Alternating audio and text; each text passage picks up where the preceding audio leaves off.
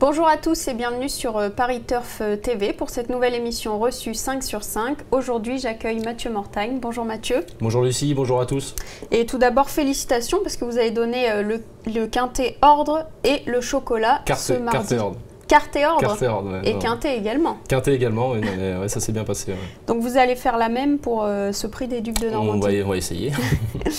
Donc on va direction Caen hein, ce mercredi avec le prix des Ducs de Normandie, un très beau groupe 2. Je vous rappelle que la piste est corde à droite et ils sont 14 partants. Donc je vais vous laisser donner votre sélection. Alors ma sélection en tête, le 10 Aladin des Cajols, ensuite le 14 Roi du Lupin, le 11 Swedishman, le 5 U-Prince, le 9 Une fille d'amour, le 12 Ulan Duval, le 13 Rêve de Bélève et le 6 Ramsey Dua. Donc vous l'avez dit en tête, vous classez le 10 Aladin des Cajols, évidemment qu'on ne présente plus et qui vient de faire très belle impression à Argentan. Ah oui, très belle impression, très grosse impression. Il a battu le record de l'épreuve, il marchait 9-8 sur le mile. Donc voilà, le cheval, ça faisait un petit moment qu'on ne l'avait pas vu en province du coup, ouais. Parce qu'il a suivi le programme classique à Vincennes, donc ce qui est normal. Corde à droite en plus, donc c'était une sorte d'antichambre des Ducs de Normandie, ce critérium de vitesse de la basse Normandie à Argentan. Donc il a pleinement rempli son contrat, il a été assez impressionnant. En plus il est venu en face, il s'est retrouvé le nez au vent. Et il a fait la différence en champion pour finir. Donc ça s'annonce sous les meilleurs auspices pour ce prix des Ducs de Normandie. Et c'est vraiment le cheval à battre, quoi. C'est un vrai champion. Ouais, c'est un vrai champion. Et puis bon, en plus, sa performance fait être scrutée parce que ça pourrait être notre chef de file pour le prochain Elite Club. Donc oui. Ça serait bien qu'il gagne quand même pour le sport et qu'on soit à même de vibrer à Solvala prochainement, quoi. Bah justement, Sébastien Garato s'est confié à Arnaud Lecomte et il parle justement de cet Elite Club. On l'écoute. Le cheval très bien gagné à Argentan, c'est 109 mètres, il marche 9-8. Donc le cheval est en super forme, piste place à lui plaît, à Caen je pense qu'il va bien courir. C'est une dernière préparation avant sa participation à l'Elite Club? Oui, on va préparer ça du mieux qu'on peut, donc là il va courir à Caen et après on ira à l'Elite Club. Préparation certes, mais certainement avec des ambitions. Le prix des Ducs de Normandie c'est un groupe 2. Voilà, on va essayer de gagner la course et puis en plus je ne l'ai jamais gagné, donc on a une chance de le gagner, donc on va tout faire pour gagner ça. Est-ce que vous le préférez piste plate? Vincent il fait bien, mais piste plate, je pense qu'il est encore mieux. Et puis à droite, il tourne super bien, donc ça devra aller. Comment ne pas être confiant avec Aladin des Cajols? On est obligé d'être bouillant. Voilà, et puis en plus, Eric Raffin, son driver, m'a dit que limite, il préférait le cheval corde à droite. Donc, ah ouais. Quand on sait ce qu'il est capable de faire déjà à gauche, là on l'a vu à Argentan, voilà, c'était impressionnant. Donc il va falloir être fort pour le battre. Hein. Oui, c'est la base très solide. Pour le battre, vous voyez le 14 Roi du Lupin, qui n'est autre que le tenant du titre. Donc on va d'ailleurs revoir cette édition de l'an dernier. Donc Roi du Lupin s'imposait devant Swedishman et Rêve de Bélève. Donc les trois vont être cerclés. Donc là, on voit Roi du Lupin qui prend l'avantage à l'entrée de la ligne droite sur Swedishman. Swedishman, courageux en diable, comme d'habitude, qui se relance, donc qui est dominé par le pensionnaire de Jean-Paul Marmion, mais qui conserve la 2 en barre de fer qu'il est, quoi. Ouais. Et Rêve de Bélève, après un bon parcours, qui vient bien finir, prendre la 3e place.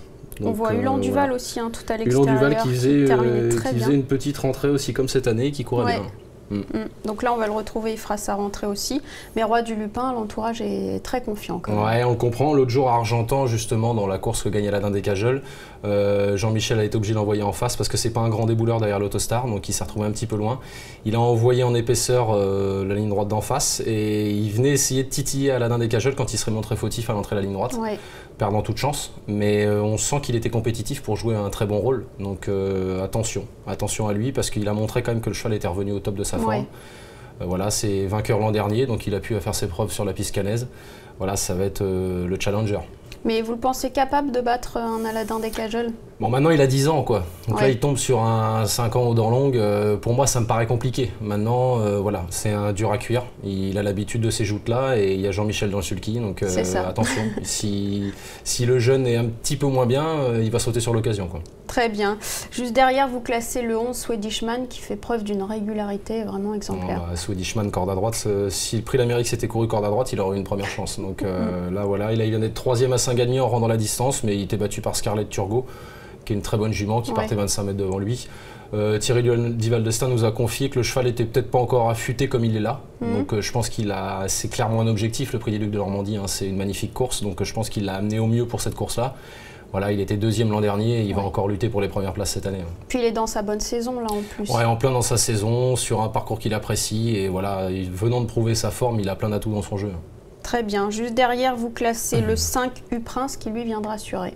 Oui, bah justement, c'était dans la course que je vous parlais à Saint-Galmier. Cheval un peu spécial comme ça, mais il a fourni une superbe fin de course l'autre jour.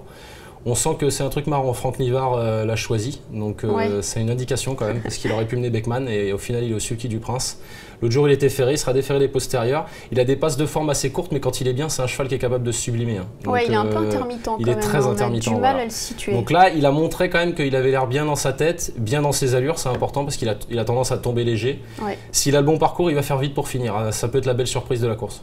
D'accord. Juste derrière, vous classez le 9, Une fille d'amour, alors qu'elle n'a vraiment pas ménagé ses efforts, mais elle est toujours là. C'est une mère courage, comme on dit. Voilà, elle fait toutes ses courses. Quand on croit que c'est fini, elle est toujours là. En dernier lieu, à Vincennes, je trouve qu'elle rassure. Je la pensais encore un peu sur la pente descendante. Comme en début d'hiver, elle a fait un hiver magnifique. Et là, je me suis dit, bon, elle commence à tirer la langue. Et en dernier lieu, elle rassure. Donc elle est super pratique. Elle adore les tracés plats.